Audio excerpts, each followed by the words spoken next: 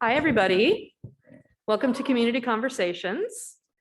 We had a quick rush to get all the technological stuff working, but I think we managed to do it. So here's hoping.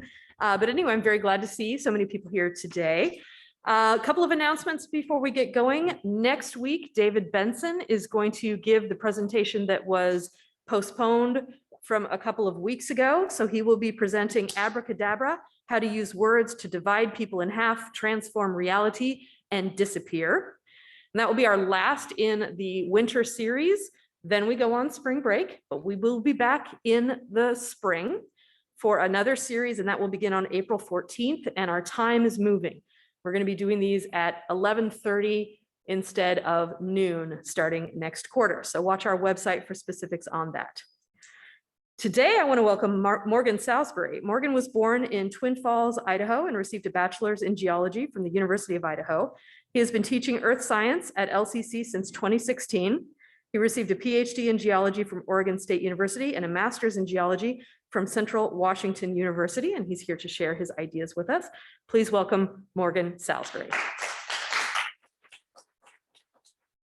Thank you, everybody. Can you hear me? Does that sound about right? Let me fix that a little bit. All right, so I'm going to start off with the LCC land acknowledgement. Our college has begun to do this in recent years to honor those who came before us, particularly the Cowlitz tribe who lived here along the Cowlitz River since time immemorial, they say. So I want to recognize that before I move on. There we go. Okay, so the title of my presentation is Lawetlat'la or Mount St. Helens. You may be familiar with the Cowlitz tribe's name for our local volcano, Lawetlat'la, but you're probably more familiar with the colonial name of Mount St. Helens. So today I'm going to talk about whether it's time we should maybe consider, I mean, using the name Lawetlat'la instead of Mount St. Helens. How many of you right now use Lawetlat'la in your daily lives instead of Mount St. Helens when talking about our volcano? No, I need to keep it on. It's policy. So yeah, excuse me. Maybe I can try to return it up a little bit. Okay. Yes, we're still in mask mandate times. That's better. Thank you. Okay, so hopefully by the end of this presentation, you might be thinking a little bit more on your own personal choices for referring to our local volcanoes that we all hold so near and dear. All right, so going along with the presentation, or sorry, the theme of this quarter's presentation, what's in a name? I found this online from a statement from Imin Bobide from the University of British Columbia's Equity and Inclusion Office. It says our names are incredibly important to our identity. They carry deep personal, cultural, familiar, and historical connections. They give us a sense of who we are, the communities to which we belong, and our place in the world. Eamon was talking about personal names, but I think this works just as well for place names. And so in this talk, I'm going to talk about who gets to decide the name of a mountain and why the names of volcanoes are important. So the official keeper of geographic names in the United States is the US Board on Geographic Names. And they tell us that it's not the board's mission to restore historical names. It's to make standard for federal use the name that is used locally by the majority of people who use the name on a regular basis. And as I saw by the few hands that were raised, most of us use the term Mount St. Helens. And so the US Board on Geographic Names will tell us that they're going to keep using that name because that's what the locals use. So basically, the answer to that question, who gets to decide the name of a mountain? You and I do. Every time we use the name, we are giving that volcano a name. So me, a geologist who's worked here for 5 years at Lower Columbia College, I think this is my 6th year now, I refer to our local volcano daily, many times every day. I was an instructor here at Lower Columbia College. I'm always talking about our local volcano. And then as a professional volcanologist, I'm frequently discussing and giving talks about volcanoes. And so every time I discuss volcanoes, I have to decide whether I'm going to use the name Lawetlat'la or Mount St. Helens. And then if you know me at all as a private citizen, oops, that's another, I'm somewhat obsessed with volcanoes. I talk about them all the time. And so this is a decision that I make numerous times on a daily basis. So it's something I've actually had to think about quite a bit. For example, before COVID times, every class I teach, we take a field trip, many of them to Lawetlat'la or Mount St. Helens. And when I write lab materials, I need to use a name as well. Here's an example from a lab handout I did for my Geology of Pacific Northwest course, where I mention the volcano 10 times in a single sheet of paper. And so 10 times I need to decide if I'm going to use the word Lawetlat'la or Mount St. Helens. All right, so I'm going to start this presentation with why I think volcanoes are so important to our culture. So I'm going to start off with my first point here is that volcanic history is human history. This image shows the active volcanoes of Africa, and you can see the majority of them are along the East Africa Rift, which is also known as the birthplace of humanity. So some 20 million years ago, plate tectonics caused a great rift in Eastern Africa, and it started pulling the continent apart. In addition to pulling the continent apart, the rifting caused the land to slowly rise to higher elevations. And along with that rifting, volcanoes were related to that rifting or caused by that rifting. And why this is significant to East Africa is because this rifting of the continent changed the environment of East Africa. So 20 million years ago, along the equator from the Atlantic coast to the Indian Ocean coast, it was pure tropical rainforest. But when that rifting began, it caused the land to slowly rise. And with that rise came a change in climate. And it changed well, let me get here first. The rifting occurred between 7 and 2 million years ago. And that time is really important because it coincides with the evolution of hominids from the great apes. And most scientists now consider that the trigger of that evolution was the change from a tropical rainforest environment to a grassland savanna. So what was once rainforest in East Africa transitioned to grasslands. And the hypothesis goes that our primate ancestors had to contend with this changing landscape, walking further distances, and which that helped develop upright walking. And some of the earliest evidence, earliest direct evidence of upright walking comes from these footprints from Lawetlat'la in Tanzania, where 2 hominids were walking in wet volcanic ash. And what scientists believe was the hominid was walking here was Australopithecus afarensis, which is a dominant hominid of the region for about 3.9 to 2.9 million years. This is the first primate to walk on 2 legs. You might be familiar with this primate. Most famous one is known as Lucy, a 3.2 million year old fossil find from the East Africa Rift of Ethiopia. Here's the bones of Lucy. And here's the fossil site with Lucy with the today's active volcanoes as reference. So you can see that Lucy was walking around in a very volcanically active zone. Here's an image of the Lucy fossil site annotated with volcanic ash layers. So it's because it was such a volcanically active region, we were able to get a good age for the Lucy bones. Because you can date volcanic ash layers very precisely. And so we know that those bones of Lucy were about 3.22 million years. And that's important here because this shows that Lucy was a hominid prior to the expansion of cranial capacity. Now, if you look at this graph here on the x-axis, to the left is decreasing age in millions of years. And on the y-axis, we have skull size. So this clearly shows that Lucy was upright walking primate prior to our evolution to our modern humans, before we developed a large brain capacity.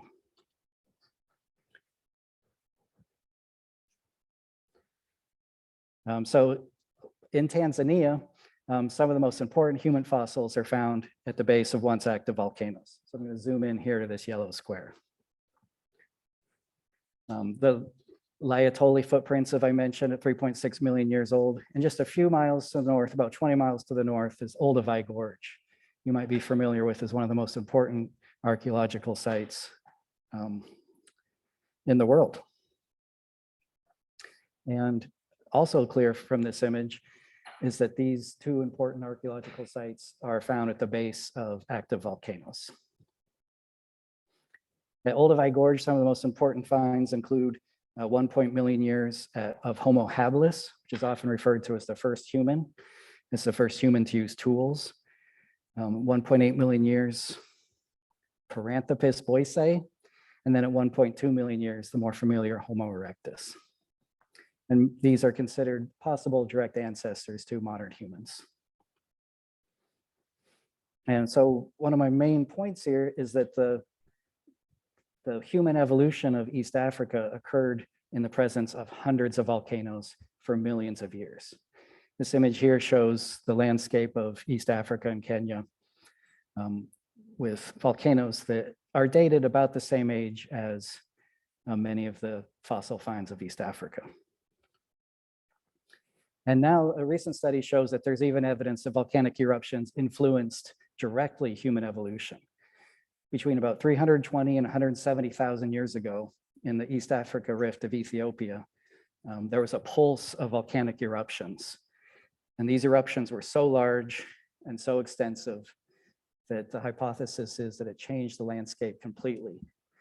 And this is an interesting timeline because this coincides with the emergence of modern Homo sapiens at 200,000 years ago, give or take. Here's an image of the Aluto caldera, which had a large explosive eruption about 300,000 years ago. And so unsurprisingly, volcanoes everywhere, but in particular in East Africa, are considered sacred to the indigenous populations who live there. Some of these volcanoes you might be familiar with, like Odoinyo Langai, Mount Meru, or Mount Kilimanjaro. If you're not familiar with these names, you've probably seen these on images.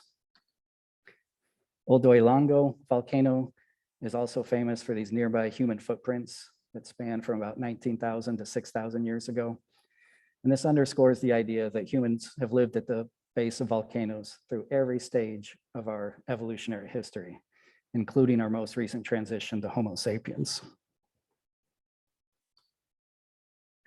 Mount Kilimanjaro, Tanzania, perhaps the most famous mountain in Africa, is sacred to the local indigenous Chaga people who consider their god Rua to reside at the summit.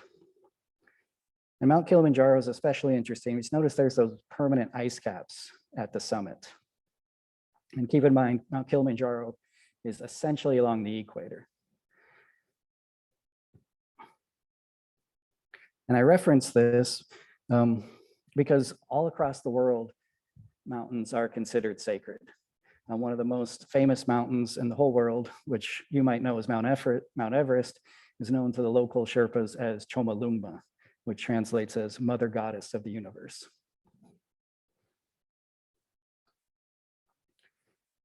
Chomolungma, let me say that again. Chomolungma was renamed Mount Everest in 1865. It was renamed after this fellow, George Everest, who was a British surveyor in colonial India. He was said to be somewhat embarrassed by giving the name. He was retired at the time when they named Chomolungma after him. And it's the only, or one of the only mountains in the entire Himalayan range but is named after a European. So it was the policy at the time to use local names. But once they figured that this was the tallest mountain in the world, they thought it was too important to give to a local indigenous name, and instead gave it to George Everest. And while mountains are important everywhere, what I'm going to suggest is that volcanic mountains are particularly important because they are the ones that we share so much of our human history. To underscore that idea, here's the famous yellow band at the summit of Mount Everest. The yellow band is a limestone, and that limestone was deposited in a shallow ocean about 500 million years ago, as shown by, or as evidenced by the fossils that we find in those, find in the yellow band. So 500 million years is a very long time. This is a very old mountain. It represents about 10% of Earth's history. In contrast, some of the oldest volcanoes on Earth are only about 3 to 2 million years old, as shown here by Mount Kenya. Mount Kenya, to the local population, is the home of Nai, the creator of the universe and all that is in it. And this is one of the older volcanoes on Earth, and one of the older volcanoes that's still a large mountain. And you can tell that it's somewhat old because of the high rates of erosion, or a lot of erosion that this mountain has endured. And 3 million years, that's old for a volcano, but that represents only 0.06% of Earth's history. The youngest volcanoes on Earth, those that erupted in the last 10,000 years after the end of the last ice age, those can be recognized by their smooth, uneroded sides. And 10,000 years represents only 0.0002% of Earth's history. So it's these young active volcanoes that are particularly important to indigenous populations everywhere, including the Niregongo Volcano of the Congo, which is known as the Mountain of Fire in the Swahili language. Here's another view of the Niregongo. And if you zoom all the way into the crater, you'll see that there's this active lava lake in the center of Niregongo. Nearby Mount Meru in Tanzania, you can see that cinder cone is a very young volcano. You can tell by the lack of erosion. It's much less than 10,000 years, and this is considered sacred to the local Warusha people. Nearby Oldoilangai in Tanzania, this is known as the Mountain of God for the local Maasais. And as you can see from the slopes, it's suffered very little erosion. So this is a very young volcano. And so as humans evolved in Africa and then spread around the world, they often chose to live next to the base of volcanoes everywhere that they found them. This is especially true in Indonesia and the Philippines, which are some of the most volcanically active regions on Earth. Remember, volcanoes, they provide rich organic soils with plenty of food and water for humans and other animals that live on their slopes. Which brings me to part 2 of my talk, that the youngest volcanoes on Earth are particularly sacred to indigenous populations, who tell numerous stories connecting them to the active, dramatic lives of their gods and spirits. And volcanoes are particularly apt for personification and relationship to active gods. They're freestanding as individual bodies, giving each of them a unique identity. And that's different from most non-volcanic mountains, which often form in ridges and don't have very clear, recognizable, separate mountains. And because they're active, they display different types of behavior at different times, just like humans. And they're often unpredictable, dramatic, and it's sometimes cruel. They provide life, but they also take it away. Much can be said about humanity. And as I'll show you here, a lot of the legends connected to young volcanoes often discuss love triangles, very dramatic love triangles. And this is true, probably because volcanoes are such young features on the landscape. So it's easy to relate them to young lovers. The volcanoes often form in groups or chains, so they're easily paired up. They're formed together. They have very few wrinkles because of the limited erosion, because of how young they are. They're often very symmetrical, which is associated with youth and beauty. And just like young lovers, they can often be irrational, dramatic, and it's sometimes violent. An example of this is Mount Mayon volcano in the Philippines. It's one of the youngest and most active volcanoes on Earth. And it's home to Gugurang, the supreme god of the native Bocolano people. And local legend explains how the volcano grew at the burial ground of the murdered lovers of Magayon and Pangaronan, who were undergoing an affair that was not approved by the gods.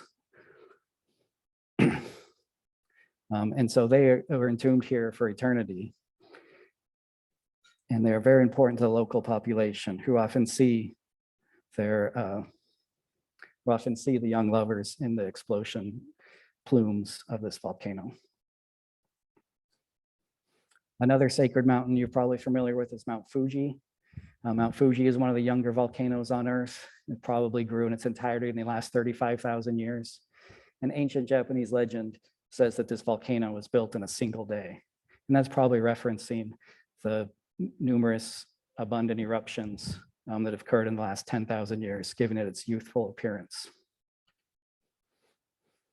Another very young volcano, Taranaki volcano in New Zealand, which is known as the Shining Peak in the Maori language. And legend here says that Taranaki fought for a love interest. They lost, was banished to the west side of the island. But there they found a new lover, and their offspring became the trees, the plants, the birds, the rocks, and the rivers that flow from their slopes. Another volcanic legend that you might be familiar with is that of Pele. And in Hawaiian legend, Pele traveled from one volcano to the next in a series of, or from the northwest down to the southeast. And this is now confirmed by geological studies which shows that the eruption ages decrease as you go from the northwest to the southeast. The native Hawaiians probably recognize this by using that method I was talking about earlier with the higher erosion rates referring to older volcanoes more erosion, not necessarily higher rates, but just more overall erosion associated with older volcanoes and less erosion associated with young volcanoes.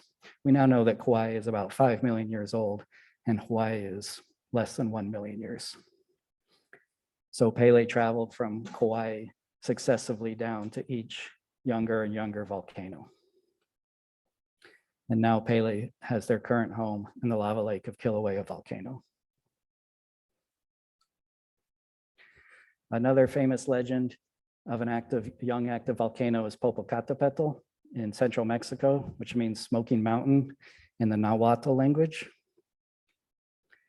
And Popocatépetl is seen here with his young lover, Itzcoatl, who Popocatépetl left to fight a battle with a neighboring tribe, and a rival of his told him that a rival of his told his lover, Itzcoatl, that Popocatépetl had died in battle.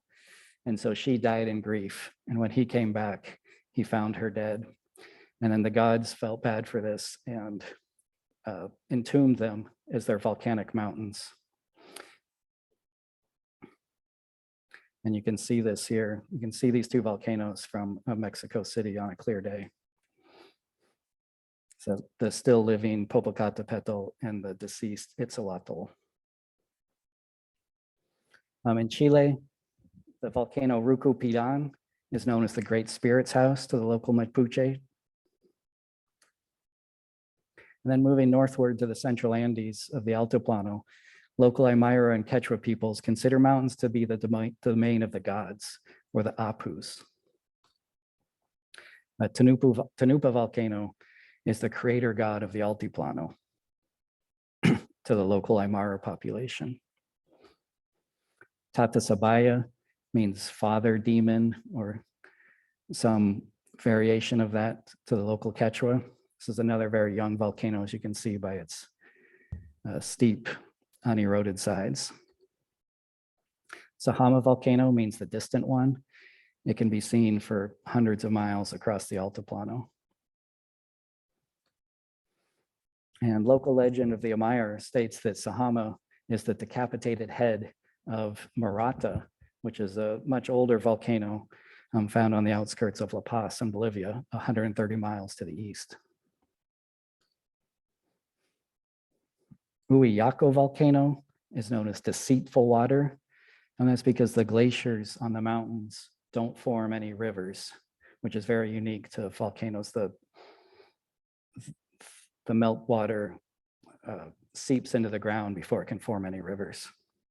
And at 22,000 feet, this is the seventh highest mountain in South America, which is significant here because this is where the Incas sacrificed or made human sacrifices. And they entombed mummies at the top of this volcano at 22,000 feet, which would have been very difficult to get to. And evidence shows that these children that they had sacrificed were alive at the summit when this happened. So this is a lot of expense and effort to get to a summit 500 years ago at 22,000 feet. Another example here is Cancaber. This is a holy mountain of the Atacama people of northern Chile, which means mountain of the people, because it said that that's where their people originated from. And a similar story, Cancaber, he had a rival, Lascar. They were both attracted to the same lover. They fought over her, and Cancaber was the victor, and he cut Lascar's head off with a knife. And now saddened, another volcano, Hurricanes, now weeps at Cancaber's side. And yet another story of young lovers, we have the Las Payachatas, which means two mountains in Aymara. And these are Parinacota and Pomerape. Parinacota in the local Aymara language means flamingo lake, so the local lake is full of flamingos, and Pomerape means perched puma.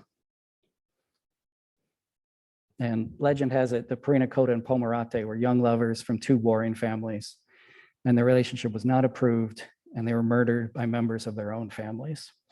And the gods were so upset by this that they flooded the village with rain, killing all of the families, and they entombed the young lovers as in the mountains. The Pacific Northwest here in the Cascades is full of these stories as well. One of the more well-known one is the Klamath Tribes legends, which describe the formation of Crater Lake. Crater Lake, we now know, formed about 7,700 years ago after a large volcanic eruption emptied out a magma chamber, causing the mountain to collapse in on itself. And in Klamath legend, Crater Lake was formed when there was a battle between the god of the above world, Skell, and the god of the below world, Lao. And in this case, Skell wins the battle and forces Lao back into the underworld and seals the entrance at Crater Lake. And the idea that Crater Lake was formed by a collapsed volcano was first described in 1865 by a Klamath chief named Lawetlat'la. And it wouldn't be 30 years later that geologists would confirm the story. Our local Cowlitz tribe tells many stories centered around the crater god of Coyote. Coyote created the landscapes around us at evenly spaced intervals because he thought that they were the most aesthetic. And a more scientifically accurate hypothesis wouldn't be made until the discovery of subduction hundreds of years after this idea of the Cowlitz. Lawetlat'la volcano that we know as Mount St. Helens is in a very unusual position. It's located some 30, 40 miles to the west of the main trend of the Cascade volcanoes. And the Cowlitz describe this, this anomalous location as Lawetlat'la being an old soul who's trapped in a young body, whose all of her friends have passed away, and she just wants to be alone.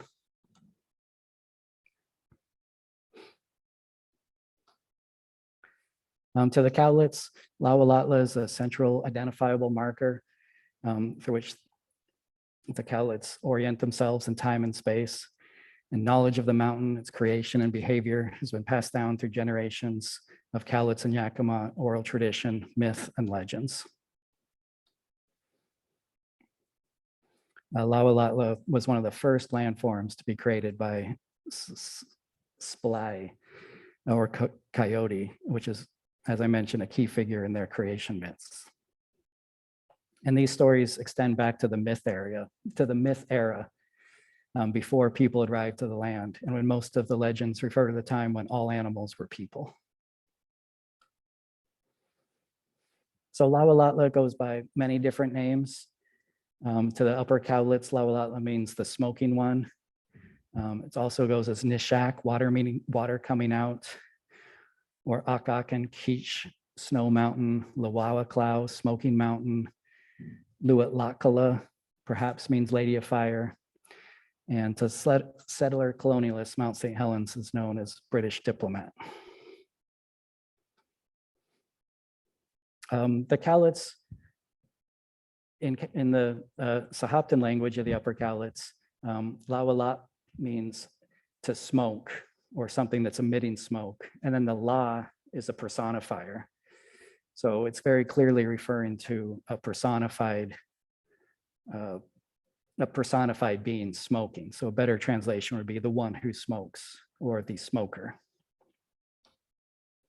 And in 2013, the National Register of Historic Places of the National Park Service, run by the United States Department of the Interior, recognized Lawetlat'la as the official name of this historic marker.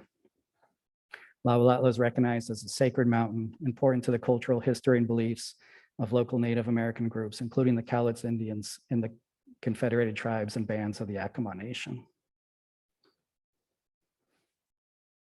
Lawetlat'la volcano is particularly interesting to geologists because it's one of the youngest volcanoes in the world.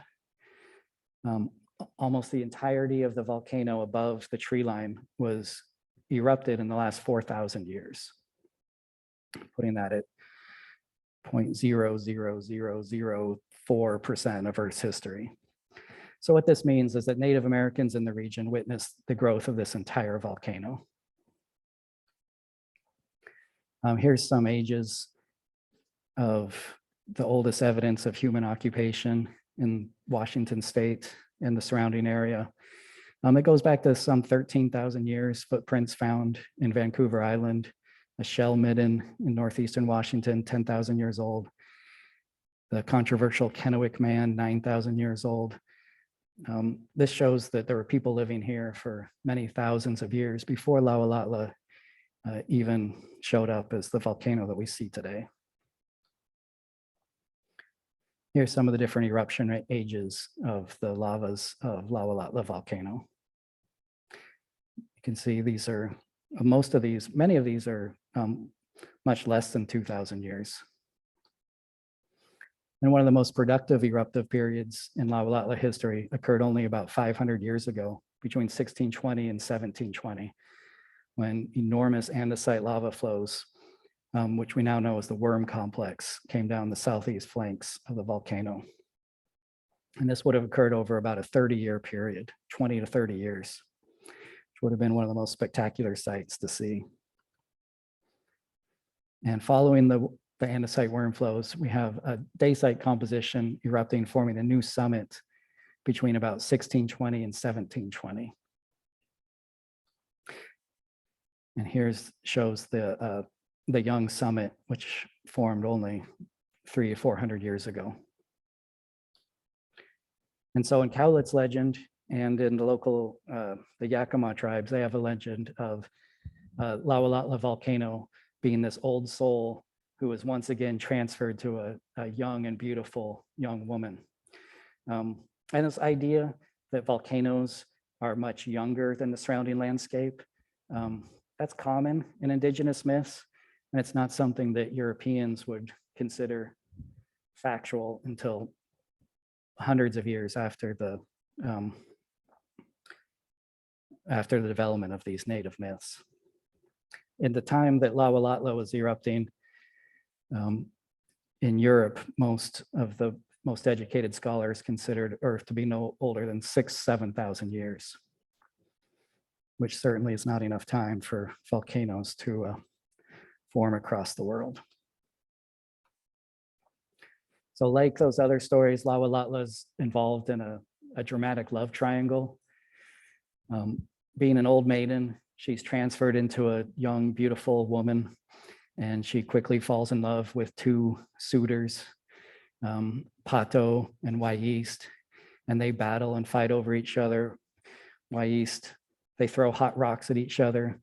Wyeast clubs Pato on the head, giving him that flat head. And because of all this drama, the Great Spirit becomes angry and entombs them all as volcanoes. And in 1980, we're all familiar with the eruption where Lawetlat'la volcano destroys her youth and beauty.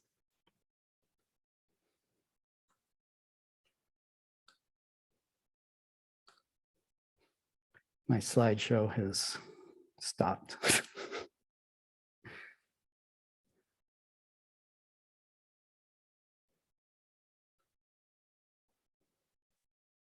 Okay.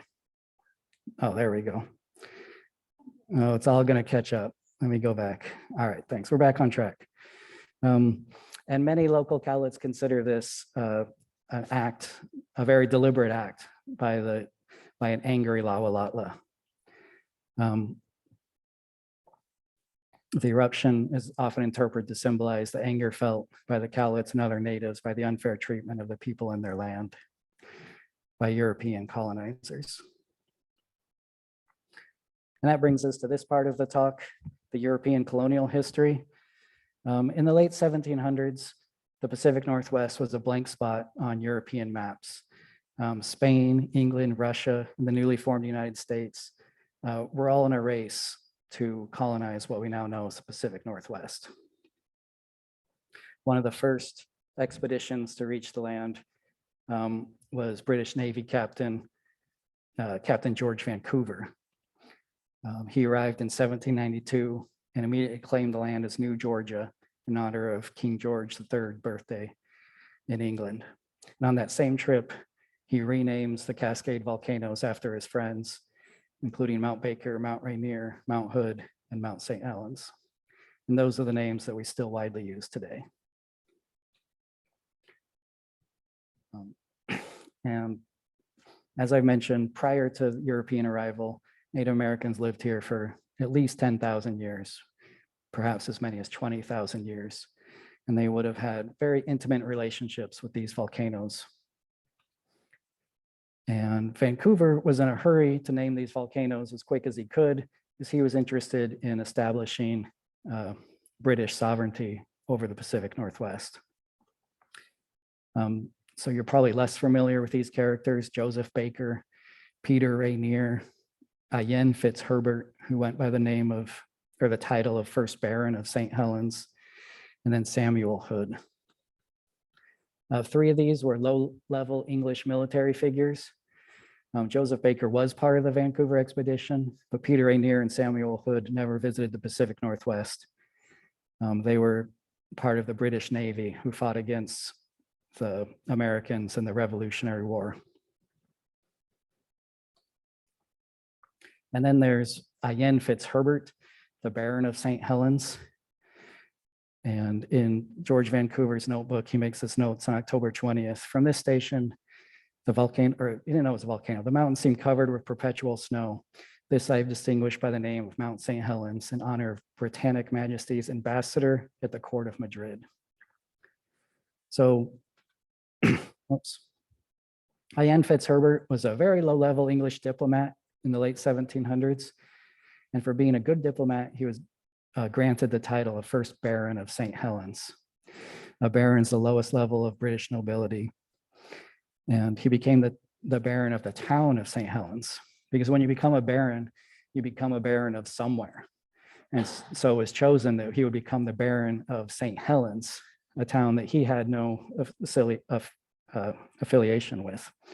St. Helens is a small town in southern England on the Isle of Wight with a population of just over 1,000 people.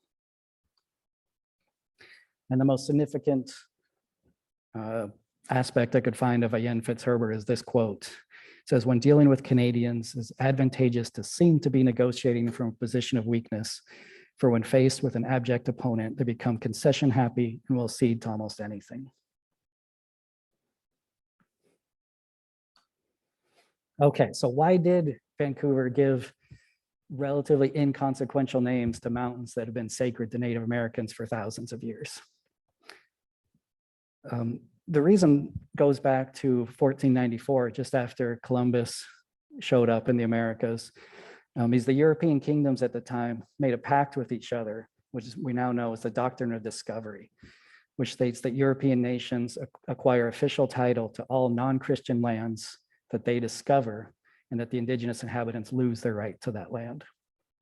So by mapping the coastline and naming the mountains, Vancouver was discovering the land and claiming it for Britain.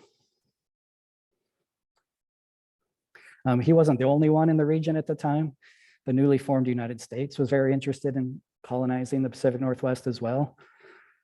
This watercolor shows the meeting between Captain Robert Gray from Boston and his ship, the Columbia Rediviva, encountering the boats of the Vancouver expedition in 1792. Robert Gray is considered the first white man that entered the Columbia River. And in doing so, he named the Columbia River after his boat, the Columbia Rediviva. And Columbia is also where we get the name of Lower Columbia College. Just about a decade later, the Corps of Discovery expedition of Lewis and Clark entered the Pacific Northwest in 1804 through 1806.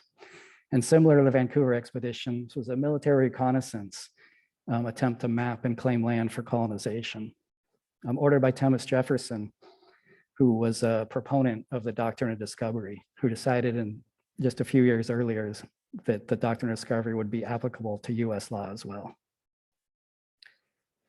And it's interesting that their trip to the Pacific Northwest is known as the Corps of Discovery. And also the Vancouver ship was named HMS Discovery. I don't know, maybe that's in relation to this Doctrine of Discovery. And the Doctrine of Discovery was upheld as official US law by the US Supreme Court in 1823.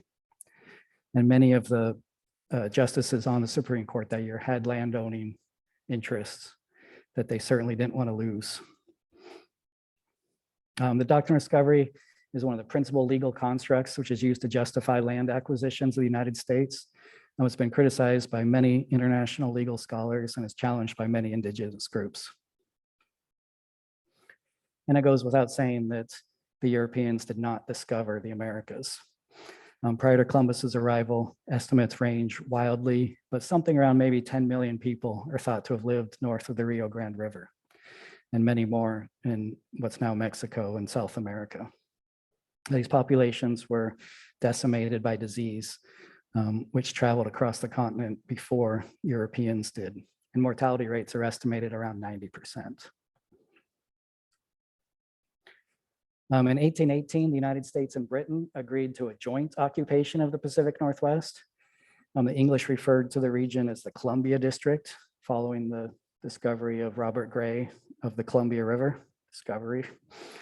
And the settlers of the United States referred to the region as Oregon country. And the first permanent settlers began to arrive at Fort Vancouver in 1825.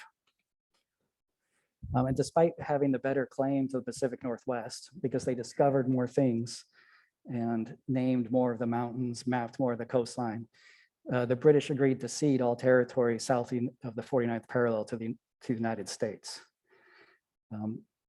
They did this because they didn't want to risk losing the entire territory to war. Because another agreement amongst the European kingdoms was that you could take land through war. And it's important to note here that this treaty in 1846, which gave the United States the Pacific Northwest south of the 49th parallel, was a treaty that the United States made with the British and not with the Americans. I'm sorry, not with the Native Americans.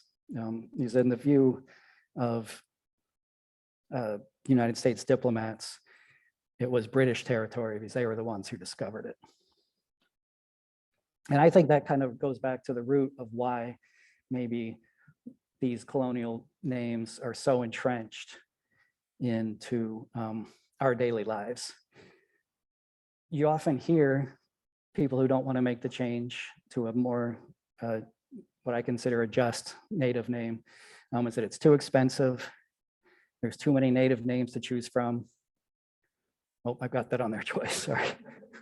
Wait, what's the other one you always hear? Oh yeah, just plain old nostalgia. We don't want to make the change because we don't want to. I think that a more hidden, maybe sinister, unspoken reason is that these names reinforce the ideas of white supremacy, of manifest destiny, of private land ownership, of the doctrine of discovery, and a righteous United States of America who can do no wrong. So I'll ask that question to you. Does the colonial names of the Cascade volcanoes perpetuate prejudice?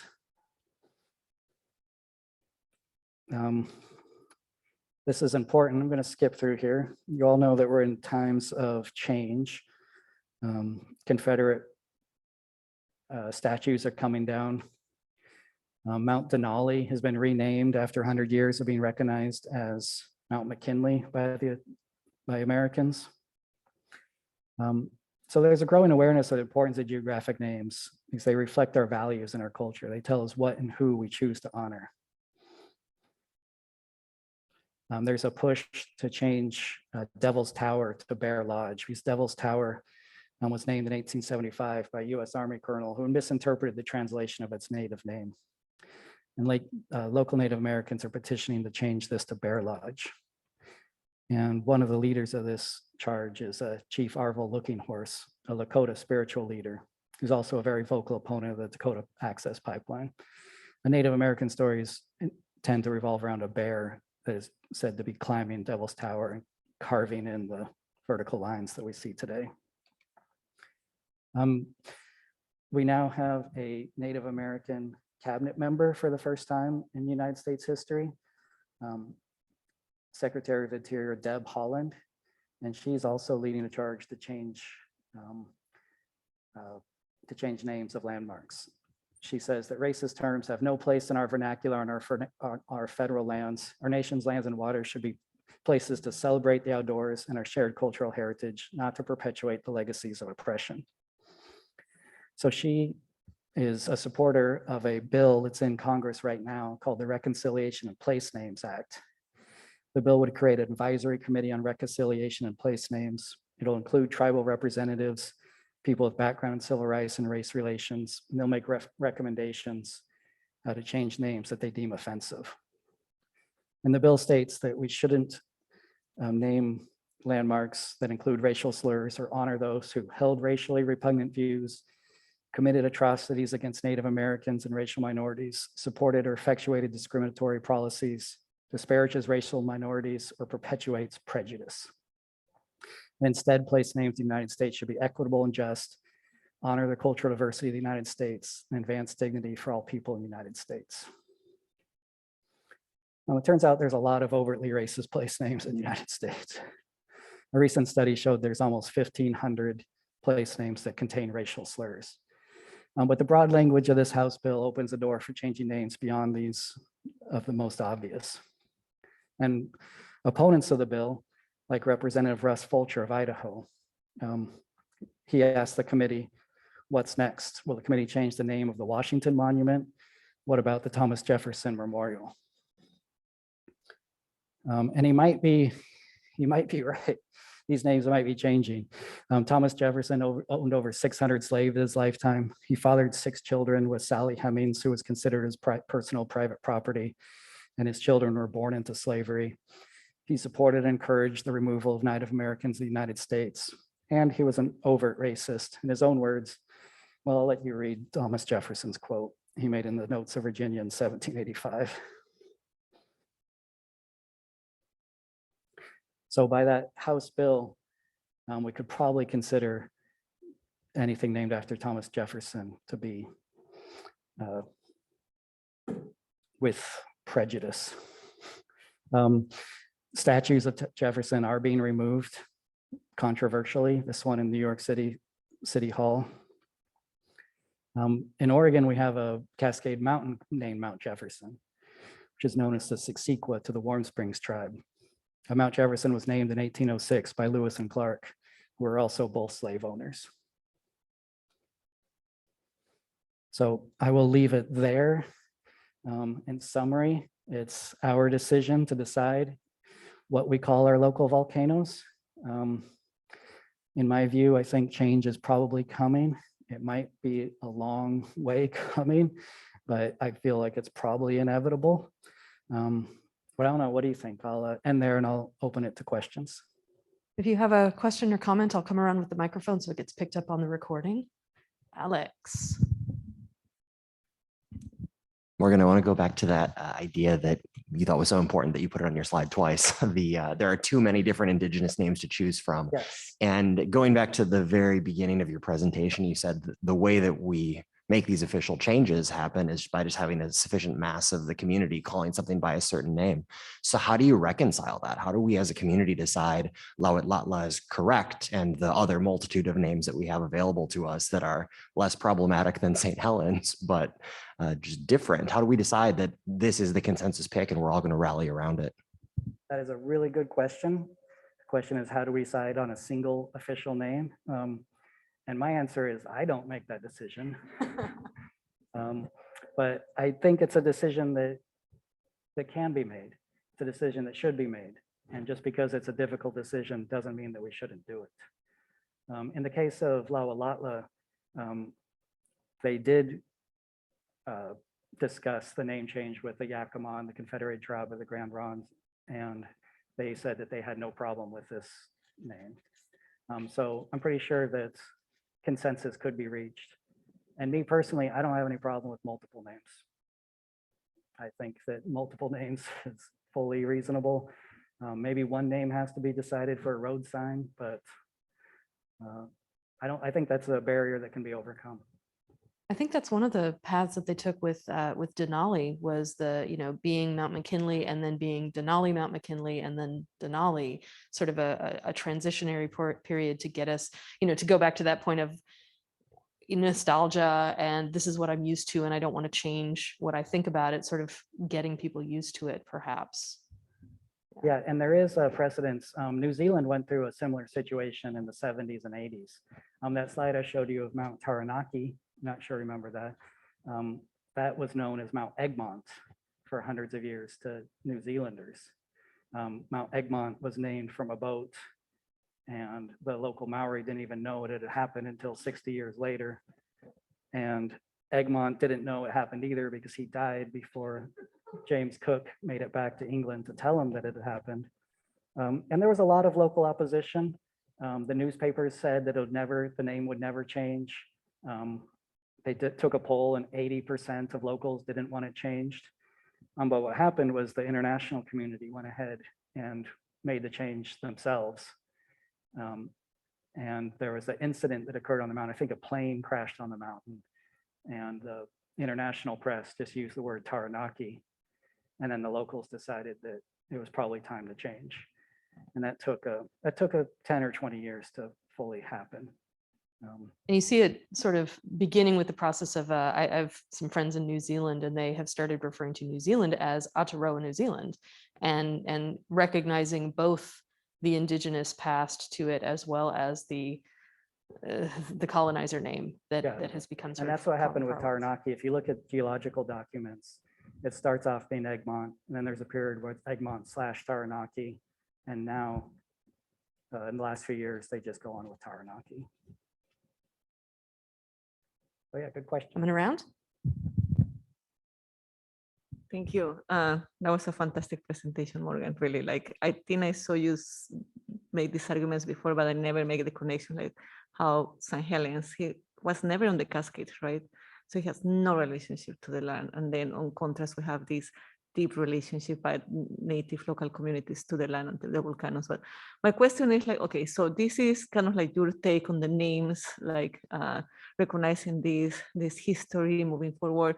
But I want to know more or less what is, at least your sense of what is the geological, I mean, the other geologists take on this, because my experience with academia is like sometimes people in academia are the most resistant to change, more than communities themselves. And also I want to know more or less like, have you talked with other geologists, the Geological Association, what is their take? Yeah, that's a really good question. The question is, how do other geologists refer to this? How do my peers and colleagues? You're right, most of them are very resistant to this change. Mainly because they've been using these colonizing names and they just don't want to put in the effort to make the change. But there was I follow the United States Geological Survey's, Twitter or Instagram, one of those two. And they made a post and said, they were talking about a really obscure volcano in Alaska. And they mentioned that it was also known by its native name. I can't remember what it is right now. And so I asked them on Instagram, I said, well, why don't you just use that native name? And they said, well, it's not, they referenced me to the US Board on Geographic name and said, it's not their decision to make. They're going to follow the local people. But it's an uninhabited island. And the USGS Volcano Observatory, they're the ones who refer to it the most. And so I asked them directly, I said, maybe you were the ones who referenced the name, maybe you're the ones to make the change. And I didn't get a response. So I think there's a lot of resistance just out of nostalgia. And as I said, I think there's that sinister undercurrent of why people are extra resistant to these changes.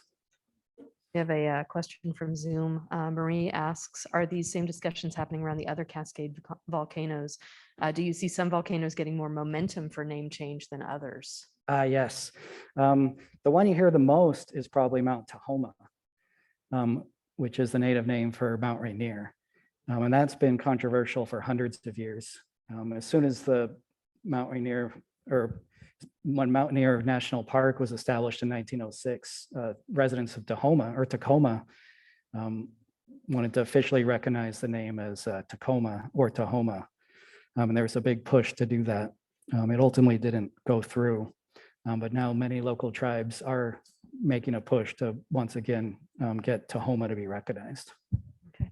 Well, thank you very much for this wonderful interdisciplinary look at this topic. Thank you to our audience and all your great questions. And please join us again next week for our final event of the series. Thank you, Morgan. Thank you.